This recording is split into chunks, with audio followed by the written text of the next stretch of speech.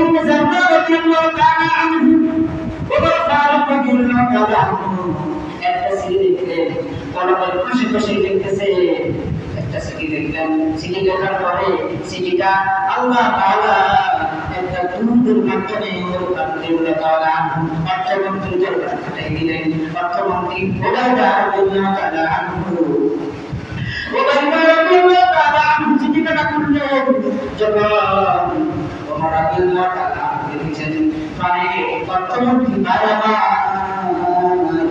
আমি ওমর বলছি সালাম করলেন। সালাম বিনিময় করার পরে বললেন আমার কাছে অতিরিক্ত কোনো টাকা নাই, পয়সা নাই। ও ওবায়দা অর্থমন্ত্রী আমার শিশু বাচ্চাকে বলতে পারছে না, আমার শিশু বাচ্চা কান্না করতেছে, সুতরাং আমার কাছে অতিরিক্ত কোনো টাকা নাই, পয়সা নাই।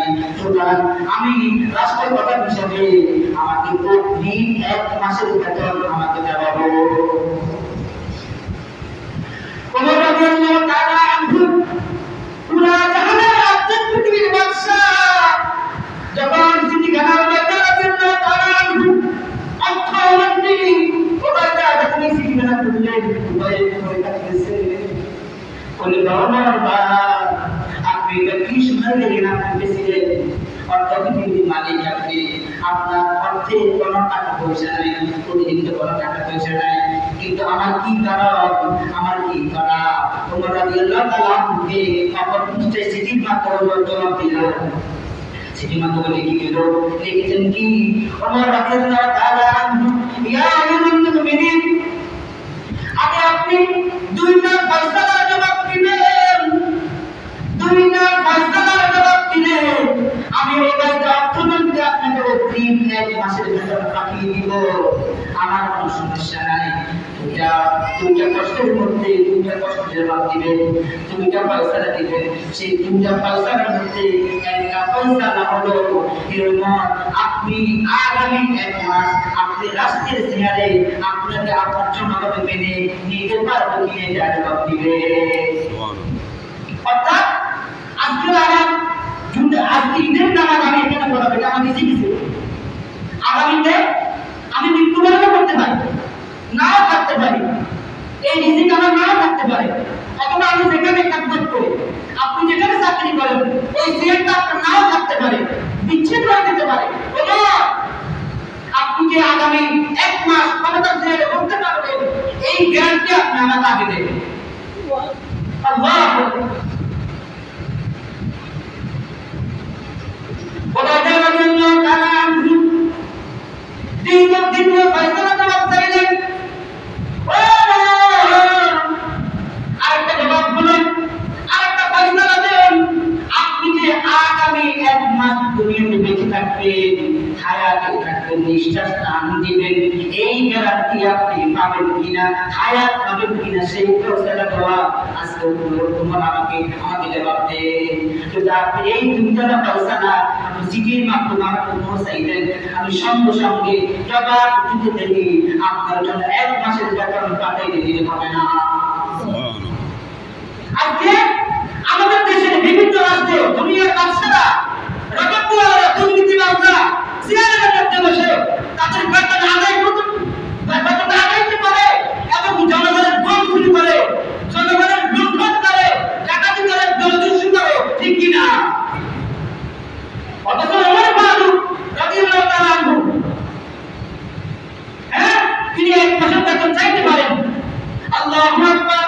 ওবায়দা রাদিয়াল্লাহু তাআলা আনহু চিঠিটা আবার ওমর ফারুক রাদিয়াল্লাহু তাআলা আনহু পড়ার পরে ঝরঝর করে কাঁদতে লাগলেন। ওমর ফারুক রাদিয়াল্লাহু তাআলা আনহু আনন্দ উৎসবে লাগলেন আল্লাহর দরবারে, মহান মালিকের দরবারে দিয়ে বলেন, আল্লাহ আমি বিশ্বস্ত একজন অর্থমন্ত্রী রাষ্ট্রের জন্য ব্যবস্থা করতে পেরেছি, এজন্য আমি খুশি। আমার 1 মাসের বেতন আমার জন্য পাঠানো হইবে, 1 মাসের বেতন অগ্রিম আমার জন্য বাতিল করা হয় না, আমার কোনো দুঃখ নাই। আজকে আমি যে একজন অর্থমন্ত্রী, নিরাপদ অর্থমন্ত্রী ব্যবস্থা করতে পেরেছি, এজন্য আমি আল্লাহর দরবারে দোয়া করতেছি, আল্লাহ তুমি ওদের দ্বারা বললেন আপনাকে আপনি গ্রহণ করে। যার নাম মনে করে ভুলে যাই খোলা পায়ে রাশিদান ভরে পাগল যার নাম মনে করে ভুলে যাই খোলা পায়ে রাশিদান ভরে পাগল খোলা পায়ে রাশিদান ভরে পাগল ত্যাগ করে দুনিয়ার সুরকার দূর ও মনে পাগল ও মনে পাগল ও মনে পাগল ও মনে পাগল ও মনে পাগল এই হলো মুসলিম নেতাদের অবস্থা। হ্যাঁ, মুসলিম নেতাদের অবস্থা এমন নিজের ঘরে টাকা নাই, পকেট খালি, তবুও জনগণের মান লুণ্ঠন করে দেয়। এই হলো রবীন্দ্রনাথ থেকে আমাদের শিক্ষা করতে হবে। সাধারণ একজন ম্যানেজারের মালিক চেয়ারে বসলে নিজেকে ব্যবসা করা হয়, তাই না? এই শিক্ষাটা আমাদের দিতে হবে। এই কাদের জন্য যারা ত্যাগের মাধ্যমে ইবাদত বন্দেগী করেছে, রমজানকে ইবাদতের মাধ্যমে বিদায় দিয়েছে, আজকে এই কাদের জন্য আমাদের আল্লাহ তাআলা বলেছেন কত আফলাহা যাক্কাহা দুনিয়ার মানুষ যারা সফল হয়েছে যারা ইবাদত বন্দেগীর মাধ্যমে সফল হয়েছে, আবার যারা ইবাদত করেছে তারাই সফল হয়েছে। আর যারা ইবাদত করতে পারে না, তাদের দিল মরে গেছে, তাদের দিল পচে গেছে, তাদের দিল বন্ধ হয়ে গেছে। তাদের দিল পরিষ্কারতা যা ঈমান আছে তার, যার দিল পরিষ্কার তার নামাজ রোজার বরকত দিবে আল্লাহ তাআলা। পবিত্র কোরআনে এক জায়গায় বলে কিয়ামতের দিন কোন কুফর বন্ধ আল্লাহ তাআলা করবে না। আগে আল্লাহ তাআলা দেখবেন দিন, আমাদের কোন চেহারা দেখবে না, আমাদের কার কত কোটি লক্ষ টাকা ছিল সুন্দর ছিল এগুলো দেখবে না, আল্লাহ তাআলা দিন দেখবে। সেই কথা আল্লাহ তাআলা বলেছেন قال الله تعالى يوم لا ينفع مال ولا بنون يوم لا ينفع مال ولا بنون আল্লাহ তাআলা দান দিয়ে কোন ও দুনিয়ার ইমানদার বান্দাদের শুনে দাও, সেদিন কিয়ামতের ময়দানে তোমার কিছুই কাজে আসবে না, তোমার সন্তান কাজে আসবে না, তোমার অর্থ সম্পদ কাজে আসবে না, তোমার বাহাদুরির কাজে আসবে না। আল্লাহ তাআলা সেদিন কিয়ামতের ময়দানে তোমাদের কোনো কিছু কাজে আসবে না। এই কথা বলেন আল্লাহ তাআলা বলেন ইল্লা মান আতাল্লাহা বিকলবিন সালিম। এবার আল্লাহ তাআলা বলেন ঈমানদারদের একটা কি সুযোগ রাখছেন, ঈমানদারদের জন্য কিছু সুযোগ থাকে। কি বলেন? একমাত্র তারাই কাজে আসবে যাদের পরিশুদ্ধ পবিত্র আত্মা নিয়ে যারা কবর দিতেছে, আজকে তারাই ঈমান। আল্লাহু আকবার। ইব্রাহিম আলাইহিস সালাম ওনার বাবা কাফের, হঠাৎ করে ইব্রাহিমের আব্বা আল্লাহর দরবারে আদালতে গ্রেফতার হয়ে গেল। যখন আল্লাহর আদালতে গ্রেফতার হয়ে গেল, সঙ্গে সঙ্গে বলতে লাগলো, হে মালিক, আজকে আপনি আমাকে গ্রেফতার করেছেন, আজকে আপনি আমাকে গ্রেফতার করেছেন। এই ফেরেশতারা তোমরা জানো না তুমি কাকে গ্রেফতার করেছো, এই ফেরেশতারা তোমরা জানো না আজকে তুমি কাকে গ্রেফতার করেছো। আমি কিন্তু আল্লাহর ভয়ে ইব্রাহিমের আব্বা। সঙ্গে সঙ্গে আল্লাহ তাআলা ডাক দিয়ে বলেন লিমানিল মুলকুল্লাহ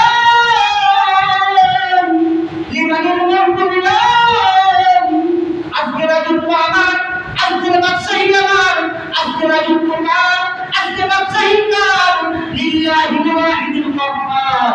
একজন ব্যক্তিও জবাব দিতে পারে নাই, সবাই কিছু মনে তাকিয়ে রয়েছে, তার কোনো জবাব নাই। আল্লাহ তাআলা বলেন লিমানিল মুলকুল্লাহ, আজকে বাদশাহী কার, আজকে ক্ষমতা কার, আজকে বাহাদুরি কার, লিল্লাহিল ওয়াহিদুল কাহ্হার। আজকে রাজত্ব একমাত্র আমি আল্লাহ। সুতরাং কোনো বেঈমানের কোনো ঠাঁই নাই, কোনো বেঈমানের অস্তিত্ব নাই, কোনো বেঈমানের জান্নাত নাই, তুমি আমার ইব্রাহিমের আব্বা হইলে তোমার তো ঈমান নাই। তাহলে ইয়াওমালা ইয়ানফাউ মালু ওয়ালা বানুন, কিয়ামতের ময়দানে কিছুই কাজ আসবে না। আপনার দুনিয়াতে বাড়ি ছিল, গাড়ি ছিল, অর্থ সম্পদ ছিল, জাহাজ ছিল, কিছুই কাজ আসবে না। আল্লাহ বলেন হ্যাঁ, একটা জিনিস কাজ আসবে, কি?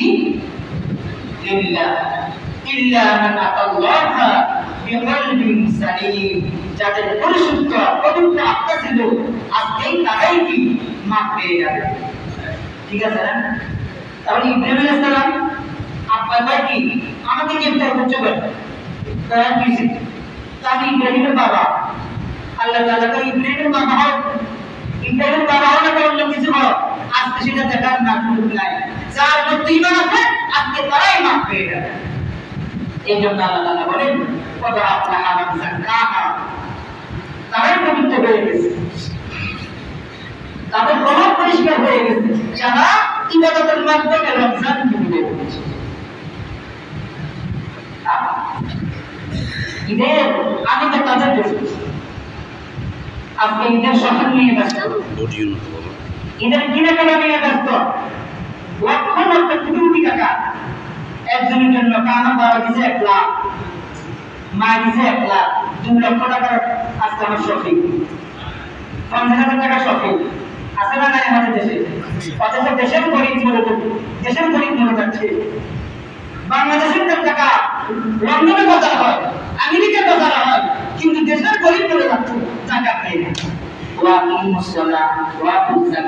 আল্লাহ জাকাত খরচ করে দিয়েছেন, জাকাত খরচ করে দিয়েছেন, নামাজ খরচ করে দিয়েছেন। সুতরাং যারা জাকাত দেয় না, আল্লাহ তাআলা তাদের মানগুলোকে ময়লা পাপ দ্বারা গুনাহ দ্বারা ভরে দিবে।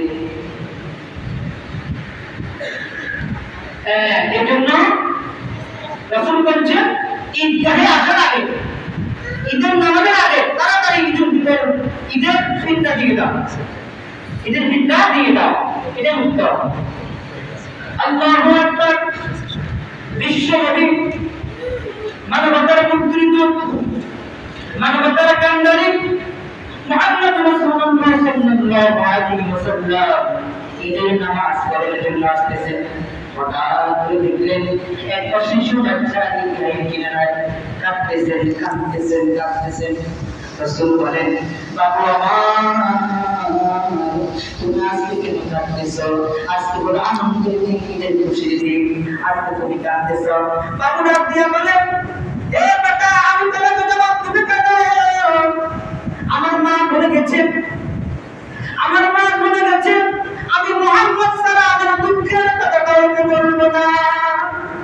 নবী বলেন, বাবু আমার, আমি হলাম সেই আব্দুল্লাহ গোলাম মুহাম্মদ। তোমার মা কি বলেছে, কি তোমার মনে দুঃখ, কি বেদনা, কি কষ্ট, যাতনা আমাকে বলে বলো।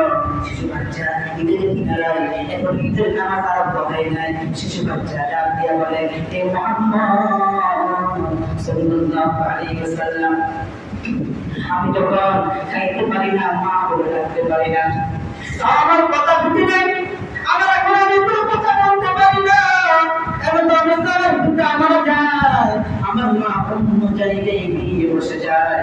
আমার দ্বিতীয় যে বাবাটা আমার ঘরে এসেছে, অত্যন্ত জালেম, অত্যন্ত ভয়াবহ, আমার মা নিজের কোথায় চলে গেছে।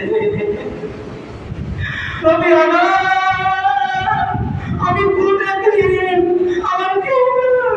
আমার কেউ নয় নবী আমার, আমি আজকে শিশু, আমার মা নাই, বাবা নাই।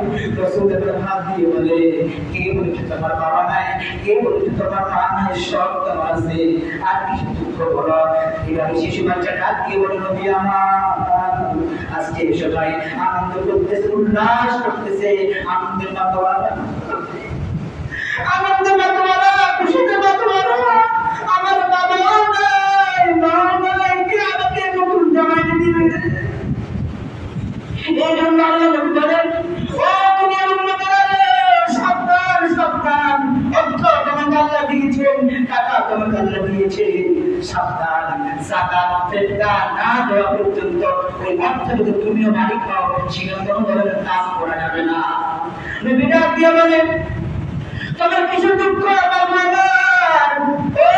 বাচ্চা তুমি আমি অর্থ জাহান নয় সাত আসমান সাত তুমি এক কথা উচ্চত সৃষ্টি রয়েছে সমস্ত আম্বিয়াদের গডফাদার গডফাদার আমি মুহাম্মদ সমস্ত আম্বিয়াদের গডফাদার নবী আর নবী খাতামান নবীয়্যিন আমার মত এত দামি আল্লাহ তাআলা দুনিয়াতে মাথা নাই আমি নবীতে পর্যন্ত শিশুকালে আল্লাহ বানায় দিয়েছে ইমামুল আউয়ালিন আখিরিন সাদাকা রাহমাতাল লিল আলামিন সাইয়্যিদুল কাওনাইন ওয়াতুল মুরসালিন কিরামুল কুনতুল আউয়ালিন লা ইলাহা ইল্লাল্লাহ লা ইলাহা ইল্লাল্লাহ ইলাহা ইল্লাল্লাহ লা ইলাহা ইল্লাল্লাহ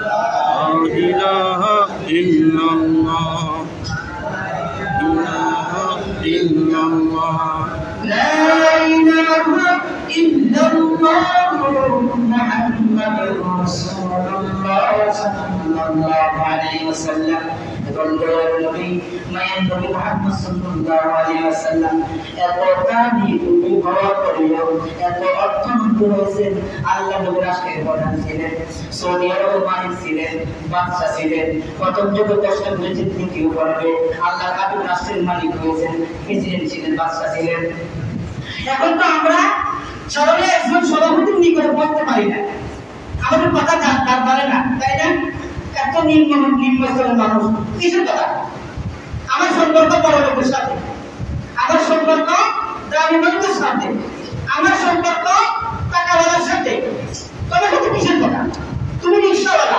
তুমি গরিব মজদুর ঠিক আছে না অথচ আমরা যদি পয়সাওয়ালা হই একটু যদি সম্মানের মালিক হই আমাদের কাছে কিনারে গরিব আসতে পারে না এই মজা নাই অথচ আল্লাহর নবী দো জাহানের বাদশা আল্লাহর নবী সমস্ত ফেরেশতাদের পয়গম্বর সমস্ত আলমের পয়গম্বর আল্লাহর নবী প্রেসিডেন্ট ছিলেন বাদশা ছিলেন এত কোটি কোটি টাকার মালিক হওয়ার পরেও একটা বাচ্চার সাথে কেমন আচরণ করেছেন ঈদের দিন কেমন আচরণ করেছেন এবার শিশু বাচ্চাকে পেট্রোল মধ্যে দিয়া অত্যন্ত আদর যত্নের সাথে ফুটবল আলিয়া মাথায় হাত বুলিয়ে পানি দিয়ে গেছেন ঈদের জামাতে সবাই মুসলিম অপেক্ষা করতেছেন কখন জানি মায়ের নবী মুহাম্মদ সাল্লাল্লাহু আলাইহি ওয়াসাল্লাম ঈদের জামাত পড়াবেন নবী আসে না তিনি হাদিস বর্ণনা করেছেন দেখতেছেন আল্লাহর নবী শিশু বাচ্চাকে কোলে নিয়ে আম্মাজান আয়েশা সিদ্দিকাকে বলেন ও আয়েশা আজকে আমি তোমাকে একটা সন্তান উপহার দেব আর বাচ্চাকে ডাক দিয়ে বলেন তুমি কি খুশি হবে আমি তোমাকে একটা মা দিই আমি কি তোমাকে একটা মা তুমি খুশি হবে বাচ্চা আনন্দ আত্মহারা হয়ে গেছে মুশকিল মুক্তি হাসতে হাসতে আর বলে হে আয়েশা আজকে থেকে এই বাচ্চা তোমার আর তুমি বলে এই বাচ্চার মা আর আমি মুহাম্মদ হলাম এই বাচ্চার বাবা হে ফাতেমা তুমি বলে এই বাচ্চার বল হে আলী হোসেন তোমরা বলে এই বাচ্চার চাচা খালতো ভাই মামতো ভাই নবী আপন তোমাদের বাবা আর মুসলিম আকুল মুসলিম মুসলমান এই ছিল নবীর আচরণ কেমন নবী ছিল যেই নবীর গায়ে মশা বসতো না মাছি বসতো না কারণ মশা না জায়গায় বসে পায়খানে বসে নবীকে দেখলে দূর হয়ে যেত নবী পবিত্র নবী যে নবীর গায়ে মশা মাছি পর্যন্ত বসা নাম ছিল কি বুঝলে ইসলামের নবী মায়ার নবী এত দামি হওয়ার পরেও একজন এতিম বাচ্চার সাথে কেমন আচরণ করেছে বলেন হ্যাঁ যারা রমজান মাস হইয়া